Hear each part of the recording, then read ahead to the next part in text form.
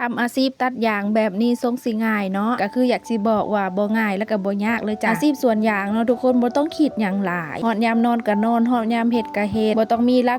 กการเนาะจ้ะทุกคนก็แค่ย่างตัดแล้วก็ย่างเก็บโดยเฉพาะแบบว่ายางที่บ่แม่นยางแผ่นคือจังหลิงหั่นนะทุกคนอาชีพสวนยางบ่ต้องเฮ็ดตามโมงตามเวลาทุกอย่างก็ขึ้นอยู่กับเฮาเองที่เฮากำหนดเองเฮามื้อใดเฮาเริ่มงานช้าเฮาก็แล้วช้ามื้อใดเฮาเริ่มงานไวเฮาก็แล้วไวและที่สำคัญก็คือเฮาบ่กดดันกับงานเพราะว่างานแต่ละมื้อก็คืออันเก่าทุกคนเฮ็ดวนลูปตัดแล้วก็เก็บแล้วก็เฮ็ดแผ่นมีเพียงซ้ำนี้ก็คือที่เขาเจ้าเว้าหั่นแหละเพราะว่ามันเป็นงานอิสระแต่ข้อเสียก็คือเฮาจะบ่มีเวลานอนคือคนอื่นเขาเวลานอนของเฮามันอาจสิบ่ตรงกับคนอื่นในเวลาที่คนอื่นกำลังนอนเฮาผัดเฮ็ดเวียกอยู่แต่ทุกอย่างมันก็แล้วแต่เนาะจ้ะเพราะว่าขึ้นอยู่กับตัวเฮาเองนี่แหละคันเฮาอยากนอนคือหมู่เฮาก็ตัดแต่เว้นแต่ว่าส่วนมากที่เห็นก็คือเพิ่นนอนแต่เว้นแล้วก็มาตัดตอนเด้อส่วนที่เพิ่นตัดแล้วจังนอนก็คือบ่ค่อยเห็นเนาะจ้ะหรือว่ามีหลายอยู่บ่แต่ที่ลิงเห็นก็คือส่วนน้อย